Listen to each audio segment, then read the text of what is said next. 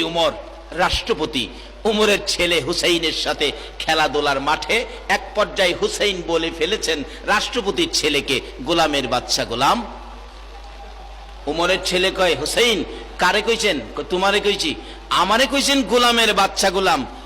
আমার বাবা হলেন রাষ্ট্রপতি আর আপনি দিলেন আমারে গালি, বাবারও গালি দিলেন, আমারে বাচ্চা গোলাম কইলেন, বাবারে বড় গোলাম কইলেন। বিচারটা বুঝা লইলেন? হুসাইন রাদিয়াল্লাহু তাআলা আনহু কয়, যাইস বিচার করিস যা।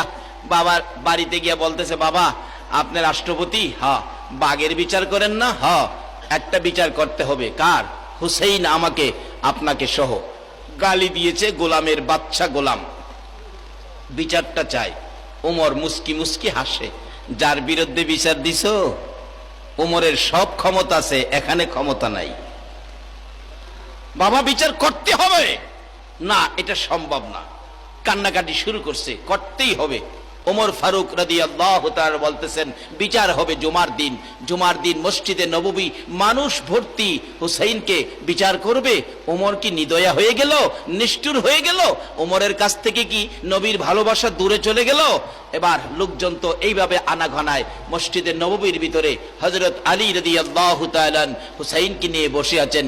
ওমর মিম্বরে দাঁড়িয়ে ডাকছেন, ইমাম হুসাইন আছেন? হ্যাঁ আছি। তো আপনি কি আমার ছেলেকে গোলামের বাচ্চা গোলাম গোলাম বলে গালি দিছেন? হ্যাঁ দিয়েছি। অহংকার দিনে তো নিষেধ করতো, দেই নাই। আরো ফতোয়া দিত, মিথ্যা কথা বলে জান বাঁচান ফরজ।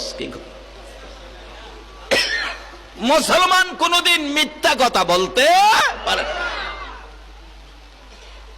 তার সাক্ষী হলো ইমাম হুসাইন। সাথে সাথে দাঁড়িয়ে গেলেন, হ্যাঁ আমি আপনার ছেলেকে গোলামের বাচ্চা গোলাম বলেছি। হযরত আলী বললেন, ওমর বাচ্চাদের ব্যাপারটা আরেকটু সহজ চোখে দেখে এটা দুর্বল করে দিলে হয় না, বাদ দিয়ে দিলে হয় না বাচ্চাদের ব্যাপার। ওমর বলেন, আলী আপনি বসেন, আপনাকে বলি নাই। হযরত ইমাম হুসাইন দাঁড়িয়ে ডাকতেছে, ওমর কি বলবেন বলেন? আপনি কি গালি দিয়েছেন? হ্যাঁ দিয়েছি। কেন? আমার ছেলে তো গোলামের বাচ্চা নয়, রাষ্ট্রপতির বাচ্চা। আমি তো একজন রাষ্ট্রপতি, আমি তো কোনো গোলামি করি নাই। আপনি যে গোলামের বাচ্চা গোলাম গালি দিলেন, আপনার জানা মতে আমি কি কোথাও কোনো গোলামি করেছি? ইমাম হুসাইন আঙ্গুল খাড়া করে, ওমর সকলের সামনে বড় কথা বইল না। তুমি কি আমার নানার গোলামি করো নাই? ওমর দুইটা চোখের পানি গাল বেয়ে বেয়ে জর্জর করে ছেড়ে দিলেন। ও মসজিদে নববীর মুসল্লিরা, তোমরা কি শুনেছো নবীর আদরের নাতি হুসাইন কি বলেছে? আমি বলে রাহমাতাল লিল আলামিনের গোলামি করেছি।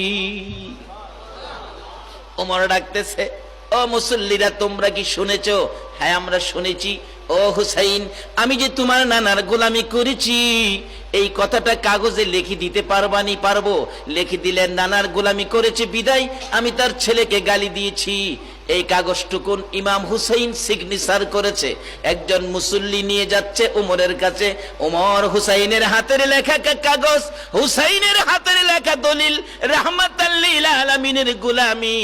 এই কাগজটুকুন হাতে লইয়া এতিমের মতো দাঁড়িয়ে কান্দে আর মসজিদে নববীর মুসল্লিদেরকে দেখাইয়া ডাকে, নবীজির গোলামের কোনো চিন্তা নাই, চলো নবীজির জান্নাতে মদিনা।